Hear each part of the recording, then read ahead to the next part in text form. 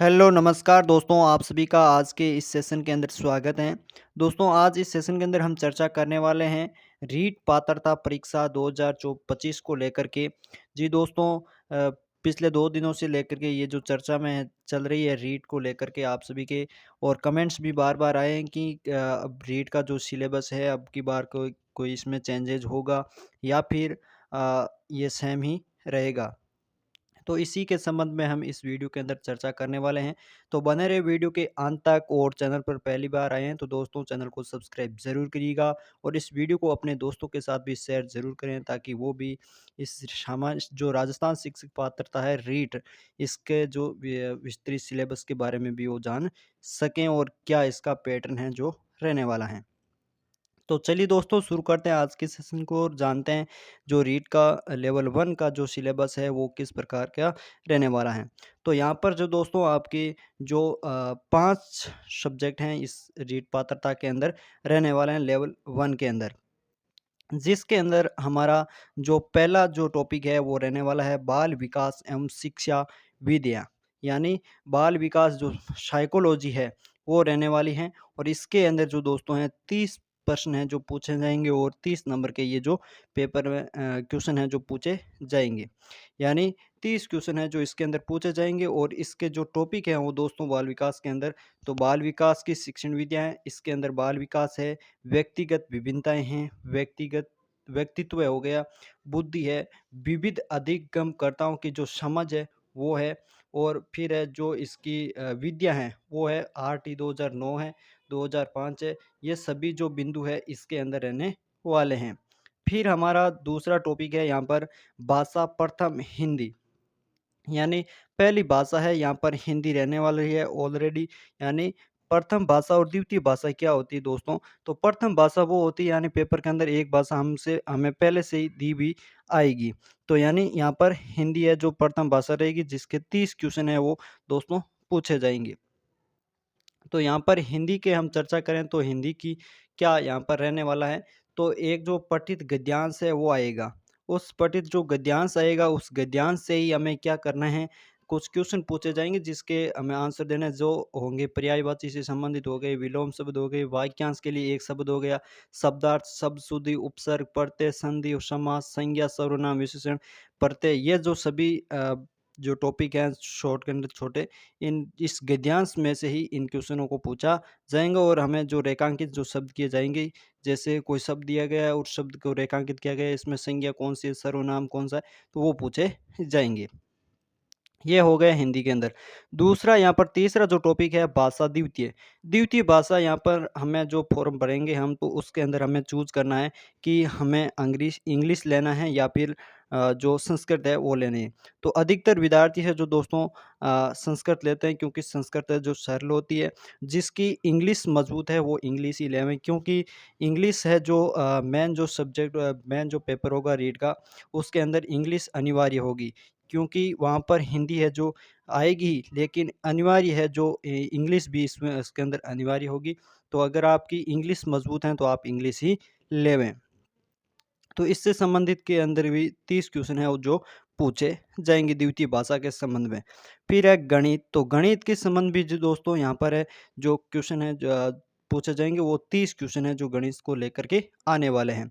इसके अंदर 1 करोड़ तक की जो पूर्ण संख्याएं वो होगी, स्थानीय मान हो गया, तुलना, गणितीय संक्रियाएं होगी जैसे जोड़, बाकी, गुणा, भाग, और भारतीय मुद्रा यानी रुपए पैसे से संबंधित जो क्वेश्चन आते हैं वो आएँगे। और भिन्न की अवधारणा, उचित भिन्न, तुल्य भिन्न, सामान्य भिन्न, ये जो अगली जो सेम भिन्न हैं वो यहाँ पर पूछे जाएँगी। इसके बाद एक-एक नियम हो गया, औसत, लाभ, हानि, सरल ब्याज, और समतल और वक्रतल, समतल, ठोस, ज्यामितीय आकृतियाँ हो गई।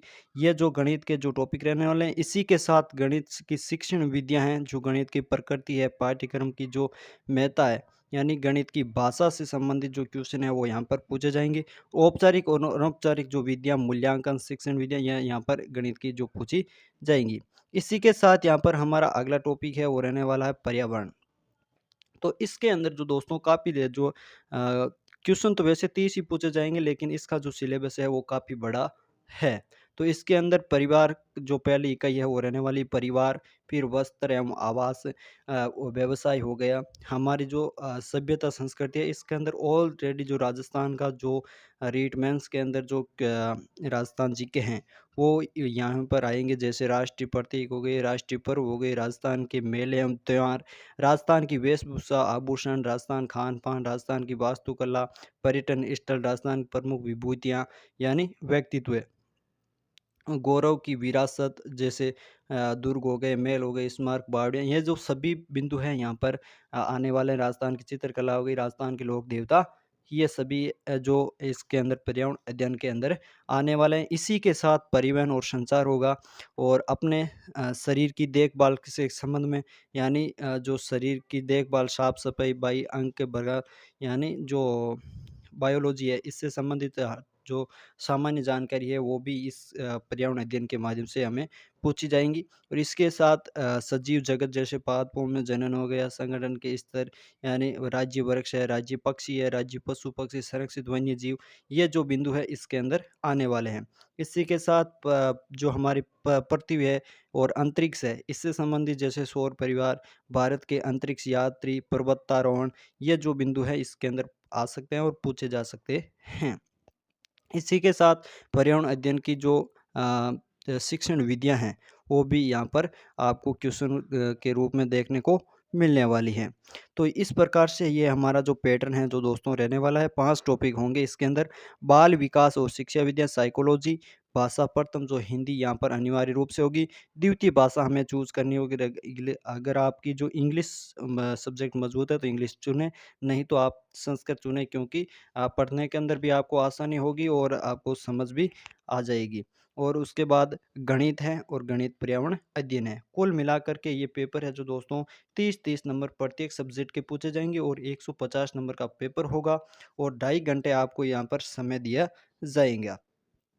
प्रश्न पत्र के अंदर बहुविकल्पीय जो होंगे यानी बहुविकल्पित होंगे ही, लेकिन इसकी अब है जो इस बार है जो दोस्तों 5वां विकल्प भी है जो जोड़ने की बात हो रही है और जोड़ दिया जाएगा। तो यानी 5वां विकल्प क्या है दोस्तों? तो 5वां विकल्प ये है कि जब आपको कोई क्वेश्चन नहीं आ रहा है तो आपको क्या करना है, 5वां विकल्प भरना है। जब नेगेटिव मार्किंग होती है तो 5वां विकल्प भरना है, नहीं तो आपको क्या करना है, 4 अगर क्वेश्चन नहीं आ रहा तो आप कोई ना कोई क्वेश्चन भरोगे तो वहाँ पर 10 में से अगर 3 क्वेश्चन भी सही होंगे तो वहाँ पर आपका सही हो जाएगा। अगर आपको माइनस मार्किंग पेपर है यानी रीट मेंस का देने जा रहे हैं, तो रीट मेंस के अंदर हमें यहाँ पर ध्यान रखना है। अगर हमें क्वेश्चन नहीं आ रहा है तो एक बार उसको छोड़ दिया, अगला क्वेश्चन कर लिया। जब अंतिम आता है और फिर भी क्वेश्चन हमें नहीं आ रहा है, तो वहाँ पर आपको 5वें गोला का दोस्तों उपयोग करना है। अगर वहाँ पर आपने 5वां गोला नहीं भरा, तो वहाँ पर 1/4 है या 3 है जो यहाँ पर जो काट लिया जाएगा। इसलिए आपको जो क्वेश्चन आ रहे हैं वही क्वेश्चन इसके अंदर करने हैं। इसके अतिरिक्त दोस्तों जो 5वां गोला, इसके एक नियम भी हैं। अगर आप पेपर कर रहे हैं और पेपर करते-करते अगर आपने अंतिम जब पेपर लेने आ गया और आपके जो क्वेश्चन है वो कंप्लीट नहीं हुए हैं, अगर कंप्लीट नहीं हुए हैं क्वेश्चन और आपके लगभग 15 से 20 क्वेश्चन है आपके पीछे रह गए हैं, यानी कोई गोला उसके अंदर नहीं भरा है और आपने पेपर दे दिया है, तो वहाँ पर आपका पेपर है जो दोस्तों वो रद्द कर दिया जाएगा। वहाँ पर आपका पेपर है जो चेक ही नहीं होगा।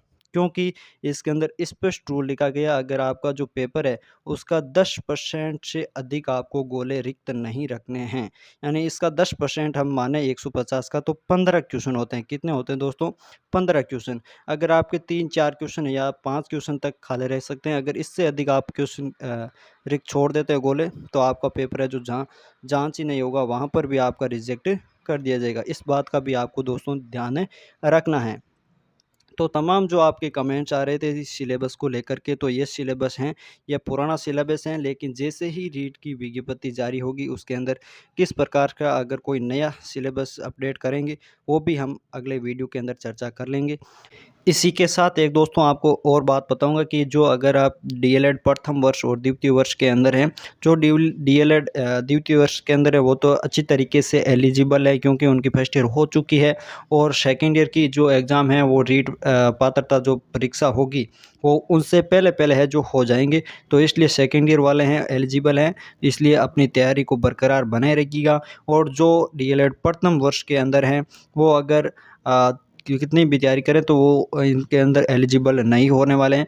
क्योंकि दोस्तों जो जिस प्रकार से ये विज्ञप्ति बोल रहे हैं कि जनवरी के फर्स्ट वीक या सेकंड वीक तक हैं जो हम रीड करवाएंगे, तो अगर जनवरी के सेकंड वीक तक अगर रीड करवा देंगे तो आपका जनवरी तक तो एग्ज़ाम है फर्स्ट ईयर का हो जाएगा। लेकिन जो रीट मुख्य परीक्षा यानी मेंस होगी, उससे पहले पहले आपको क्या है सेकंड ईयर की इंटर जो ये डिग्री है वो कंप्लीट करनी होगी। क्योंकि जब जो रीट मेंस का एग्ज़ाम जो रिज़ल्ट आ जाएगा, उसके बाद आपको कुछ फिर से छूट दी जाएगी, क्योंकि उसके अंदर हमें सेकंड ईयर की मार्कशीट भी अपलोड करनी होती है।